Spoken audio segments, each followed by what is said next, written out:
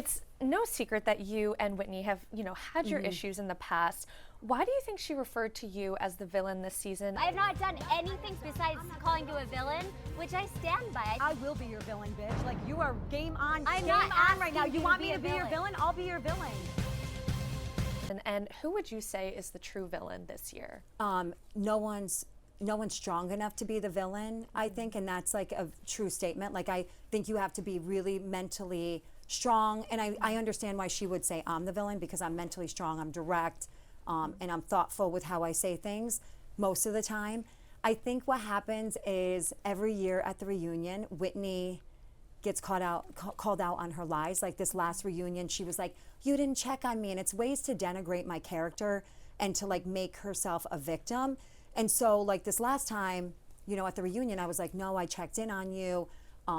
Checked in on you multiple times. I sent you flowers, all these things. And she was like, it didn't happen. And then they flashed to it.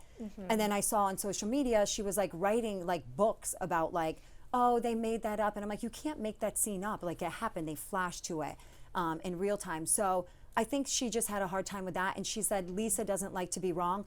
Whitney doesn't like to be called out on her lies. And I wasn't wrong, or I wouldn't have said it. And if I'm wrong, I'll say it. Right. But I'm like, she's not the villain. Like, you have to be way stronger than her. Right. You can't be a liar if you're a villain. You have to be someone that like can own things, come out with things, be direct about things. And I think that's not her. Right. Yeah.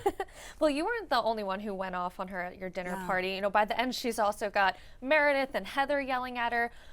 Why do you think she keeps finding herself in these feuds with your castmates? And like, would you say that when it comes to the stirring of the pot and the drama, that she's kind of on the same level as like Jen Shah and Monica? No, oh my gosh, that's like, that would be giving her a lot more credit.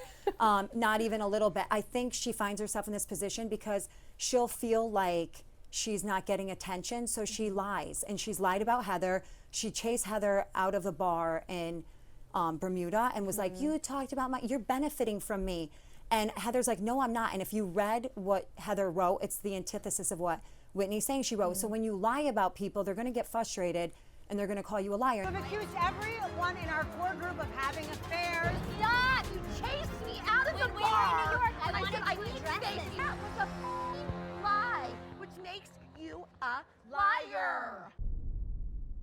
And I think this dinner is like the tone for the whole season. And there's one point where I tell Whitney, like, you're lying about me and you're going to have to say you're sorry, and I'm not going to forgive you this time. I think we've all given her an insane amount of grace. I feel like she gets so much grace. Everyone's like, oh, it's just Whitney. But now she's doing things that are damaging people. And when your lies are dangerous and damaging, it's a problem.